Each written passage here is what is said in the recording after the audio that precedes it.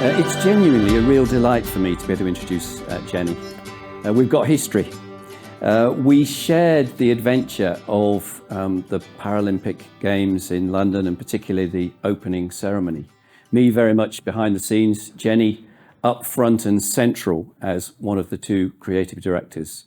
It was a remarkable adventure. It was a tough adventure at times, but I have to say it was a great joy to share it and be led by Jenny. I suppose I could sum up Jenny and introduce her by saying I think she is simply one of the foremost, most creative, most impactful cultural leaders in the UK.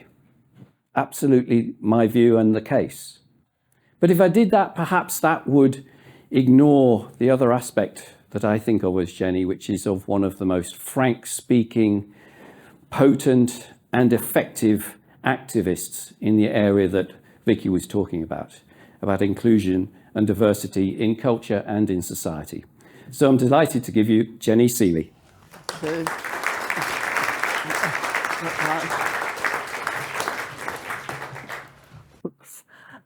Thank you. Can you hear me?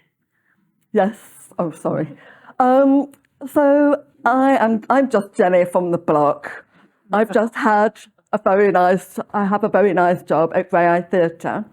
Just for information, I'm a white woman hitting 60 soon. I don't know what my hair is doing, but it's sort of salt and pepper bob. I have pink sunglasses on my head. I'm about to put some little round black glasses. My frock is, I think it looks like a fried egg. I'm with Jude next to me, who is years and years younger than I am. You are, darling. But we've worked together for a long time. She's my interpreter. She's a white woman with curly hair. So it's nice to be able to follow on from you, Vicky, and thank you all for inviting me here. It's the first time I've done this since the pandemic, so I'm a little bit nervous. It might get a bit messy. Please bear with me. I'm very aware that the strategy is based and informed by the Declaration of Human Rights, Article 27. Everyone has the right to freely participate in the cultural life of a community, to enjoy the arts and to share scientific advancement and its benefits. Brilliant. Article 1, however, all human beings are born free and equal in dignity and rights. They're not. We're not. It doesn't work. So if we are all starting from the viewpoint that that is not the case, but we have the heart, the mind, and the guts to accept the responsibility to use the arts and culture to bridge the humongous gaps that are in and around inequality. Let's make it equal. Let's make it have agency and equity. I'm deaf. I wrap my hands around the name of sign language. I always think of myself as one of the lucky ones. The arts saved me. My education was shit. No accessibility whatsoever. I made it up as I went along. Ballet. Oh my God. Age 7, that's when I went deaf, but my dance teacher said, Jenny, you can carry on dancing. It doesn't matter if you can't hear the music. Oh my God, the heavens of being able to follow another person in front doing their pliés. I wasn't having to rely on squinting, trying to lip read. I had a whole body to inform me. And there were no words. I love that thing of experiencing, telling stories with my bodies, with my face. Ballet saved me it took me away from the struggle of school. I wanted to be a dancer, but I was told by school, Jenny, because you're deaf, you should be a librarian. Deaf people make a lot of noise. We can't hear how much noise we make. So it's the worst job ever. No disrespect to librarians, honestly, but for me, no. I really wanted to be a dancer, but I am 34K. and working my way through the alphabet. My breasts do not allow me to jump around. I will just knock myself out. It's not going to happen. So I was quite clever then. I thought, I've got to really think this. And again, it's about telling stories. Did I just not that? Sorry. It's about telling stories. So I thought, well, maybe acting. Maybe that's what I will do. But when I became deaf, the expectation of what I was going to be able to do plummeted. All my mum wanted for me was to be happy. But what I would achieve was like, not a lot really. Slight diversion. I'm leading a mother's manifesto, talking to the mothers of our young company around being mothers of young disabled children. It's quite a hard conversation, and these are just some of the wee sound bites, and they're not nice, so just be warned. We need to think about this operation. She's a Down's child. We need to weigh up the cost against what she will actually achieve with her life and the cost of the operation. Pregnant and having a scan. Oh yes, sports all back to front. Your son will never be a footballer or a dancer. Have they not heard of Graeae, the Brazilian footballer who was disabled? Have they not heard of David Toole? And if you haven't heard of David Toole, Google him now. He's the most foremost dancer ever, a dancer with no legs. He's sadly not with us, but he is in my heart. David was told, you could be post office, you can work behind the scenes in the post office. But then David found Canduco, a dance company that places deaf and disabled people on stage. Boom. He left the post office like that. We have a very new, young board member who said before she found Graeae Theatre, nobody had ever asked her what she wanted to do with her life. She wanted to be Prime Minister. And I'm rooting for her. I swear to God, she's on that journey. Our first ever Prime Minister, who's a young Asian wheelchair user, bring it on. So my point is really, deaf, disabled, neurodivergent community have a right. We have a right to be given the opportunity to access and to engage with the arts, to figure out, this is what I want to do. I want to be an artist, why not? Or I want to be an audience member, but I want access so that I can be an audience member. I want to be a leader. I want to be part of the decision making that ground the cultural life for all of us. This manifesto here for Buckinghamshire is absolutely rooted in the social model, and I'm sure you all know what the social model is. It's about a collective responsibility to think about what access there is and how do we collectively remove the barriers to enable full and equal participation. There's also the radical model, and that is disability is not a point of individual or social tragedy, but a natural and necessary part of human diversity. I love that, absolutely. And if you want to know more information about that, Google Drake Music. They've got some fab articles about that. This is a complete lift from their website. All artists left in my book. So anyway, we know that the physical representation of access is easy. The ramps, the loops, all of that stuff, making accessible bathrooms, functional, practical access. But in the 25 years that I've been at Graeae and the 30 years or more that I've been part of the disability movement, it's an attitude. Sorry, I'm not supposed to swear. Sorry, Bill. Sorry. Let myself down. Sorry, dude. Always going to happen with me. The attitude is the hardest thing to change because we're not there enough. We're not in everyone's face all the time. But if we were, it would be so much easier. So I'm jumping around a bit. I think I might play it after I've gabbled. As Bill said, I was one of the co-directors of London Paralympic opening ceremony in 2012. Oh my God. He put me through 6 rounds of interviews. I don't think I will ever forgive him. It was torturous. Honestly, Bill. But I was so pleased that the ceremonies were considering having a deaf-disabled leadership so that we could have that lived-in experience in the same way to push the excellence of our cohort to match the excellence of the para-athletes. By the way, para-athletes do not see themselves as superhuman. They're just bloody good sports people. In the same way that my artists are not super artists, they're just good. So, we got the job.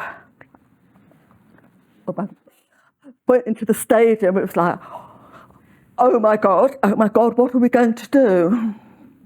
The hardest job was remaining true to ourselves, Bradley Hemmings and I, not scared to be like a stuck record around inclusivity, about access, about our desire to ensure that we had a massive cohort of deaf and disabled artists at the start. The operations team, I don't know, you probably know this, but the operations team covered all 4 ceremonies. Danny Ball's opening, Kim Gavin's closing, our opening, and Kim Gavin's closing. Makes absolute economic sense, but my God, they were knackered. But also, they had that philosophy, oh well, one glove fits all. Then I pipe up, well, some of my performers may not have hands, so they don't need gloves. How does that work? Didn't go down very well.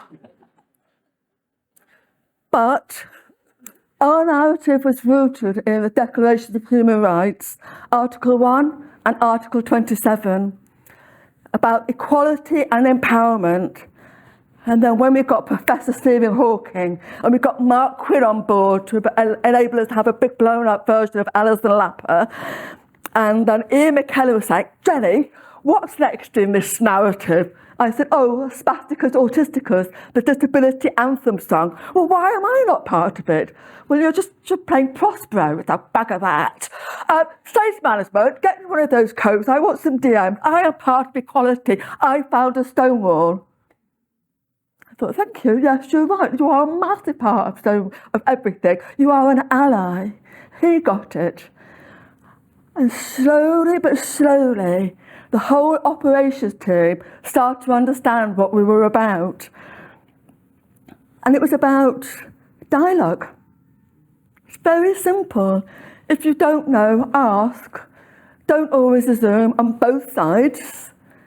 But it's about factoring real engagement. So suddenly, the costume lot team were talking to my 50 circus artists saying, okay, would you rather your trousers were loose or do you want us to start at the bottom? Do you need extra padding for your stumps? Do you need Velcro around the front? Should we wrap you all the way around the back of your wheelchair? What's going to be more comfortable? Really good, creative, joined up problem solving. Fabulous. And I do remember walking across the field of play, someone with a big rope, gaffer. Oh my God, yes. 2012 was led by Gaffer. I said, what are you doing? He said, I'm just laying out all the formations for our blind and visually impaired performers so that they can navigate the choreography. Thank you. We got there. What I loved also, going back to the circus artists, some of them were artists, some of them were stay-at-home mums, some of them were ex-army. A lot of them did not call themselves artists, but having gone through a grueling process with us, you could see them grow in confidence, re-own the bodies that they have. And then it's like, oh my God, Jenny, you know that bit in the choreography? I think you need to do this, and I think the directing over that bit doesn't really work. What do you mean? Oh my God, they were artists and they've started to interfere with what my job was. But what was lovely is they had the confidence to do that. They had a new them, which is what the arts also can do. It's fantastic. I do have the Paralympic trailer, which we could play. I think it's got the audio description one. It's very short, or I can, because I'm aware of time, it could be played at lunchtime for people to watch. What's best, Bill? Okay, do you want to play it? I think it's the audio described one. Anyway, just know I cried almost every day making that bloody show. Shine your light on the beautiful diversity of humanity. Look up, stretch your wings and fly. The centre of a stadium. Sparks explode around a giant umbrella. The huge umbrella canopy lifts into the air and separates.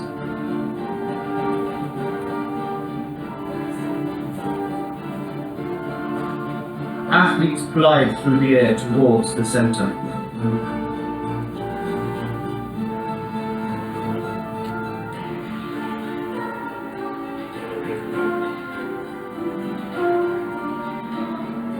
A cascade of activity. An inverted umbrella forms a boat and spins.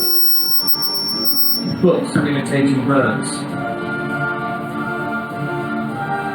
A giant whale.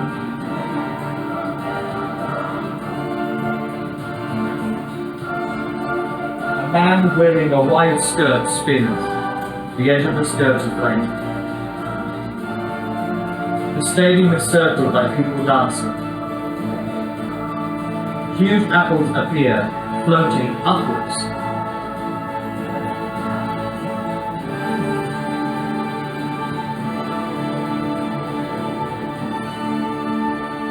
A large moon shines. Stephen Hawking sits underneath. We are all different. There is no such thing as a standard or run-of-the-mill human being, but we share the same human spirit.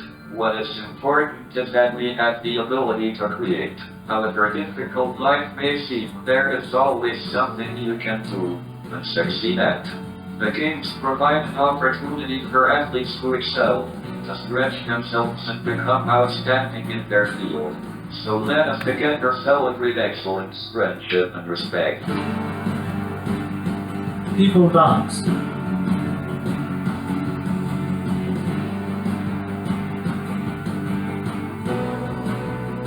Aerial performers in bright costumes tumble and turn. A giant copy of the Declaration of Human Rights is driven on stage.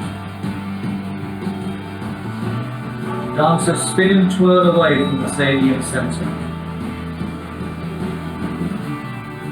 The British Paralympic athletes wheel and walk into the stadium. Sparkling confetti showers down.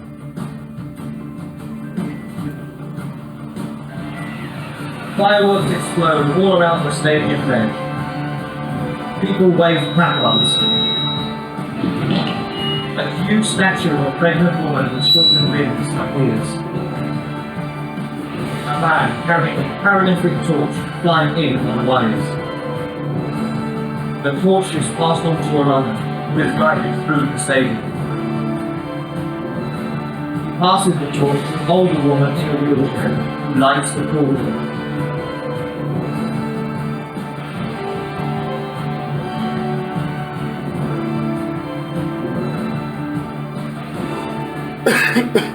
Fireworks explode. The cauldron of flames.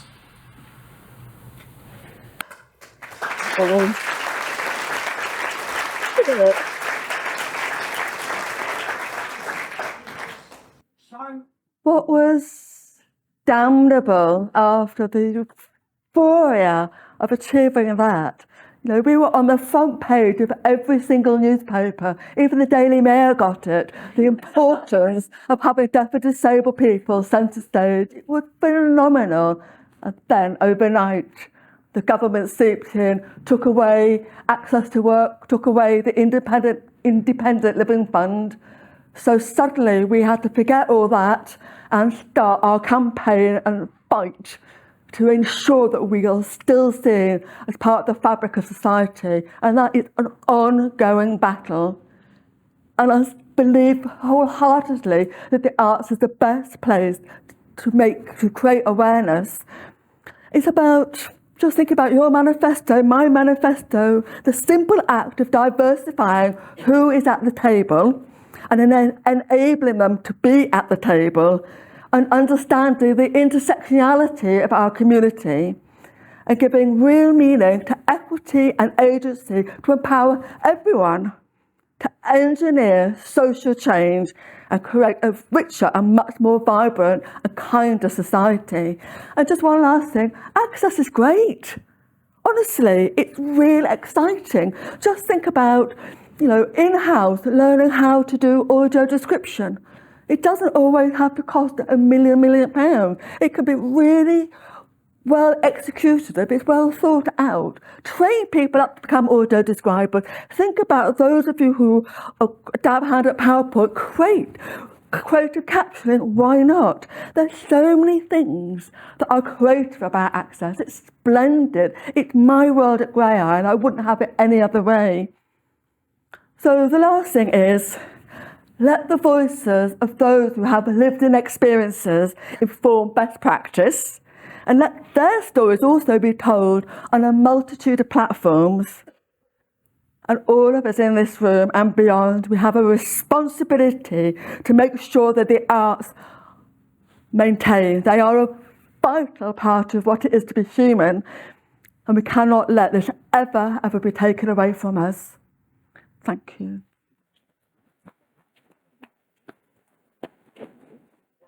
One more thing. Just one more thing. Do your Churchill fingers, stick your 2 fingers up in the air. Yes, now turn them around so your fingers are actually facing outwards. Now put them near to the corner of your eyes. Now move them down to your feet. Don't look down at your feet. Look up at the star and flick your middle finger with your thumb. That's the sign for stars. Then take your index finger to the corner of your eye. Be curious. So don't look down at your feet. Look up at the stars. Be curious. And curiosity is exactly what Stephen Hawking said to us, gave us our first quote. And without curiosity, we may as well be dead.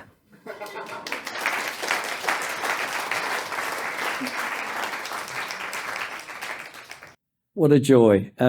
Jenny, I don't think it was just for you and me that was emotional. I sense it was for all of us. When I reflect back, Jenny, I think 10 years ago on that remarkable adventure to the Paralympic opening ceremony, I think we all thought we were just tilting the earth a little bit. We were just moving the world a fraction.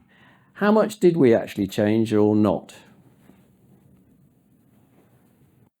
Yes, we did. We changed a lot, certainly for the lives of those people who were part of it, both the professional cast and the volunteers.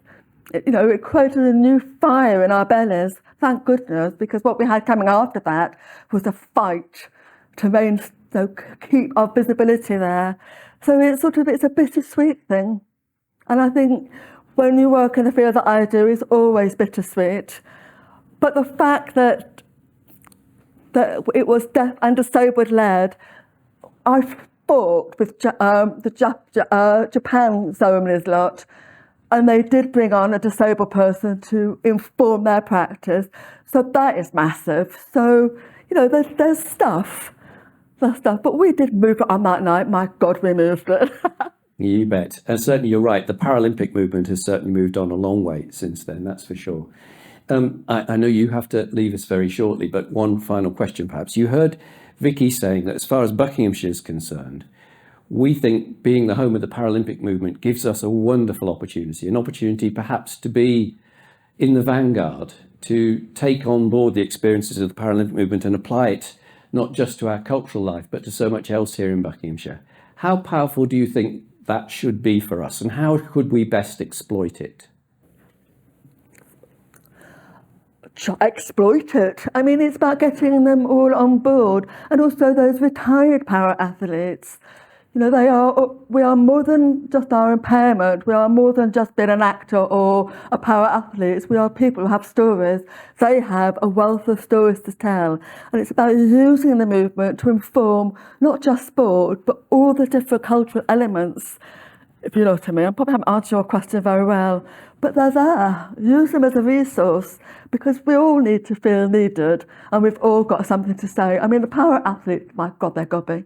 Oh, they really are brilliant. Now, and you heard about our Access Manifesto, and the room is full of people who will be looking at the Access Manifesto and wondering, I wonder how should I go about actually putting that in place? What would be your message to them? Ask, try, don't problem solve on your own, talk to people. And I am jenny@graeae.org, that's GRAEAE.org. I'm always at the end of an email if you get super stuck. I like problem solving. Jenny, thank you so much. It's been an absolute joy seeing you here again. Yes, please. Sorry that I can't stay. I've got day one of my rehearsal for my one-woman show, throwing that in there. Look at our website. Jenny Sealey, thank you.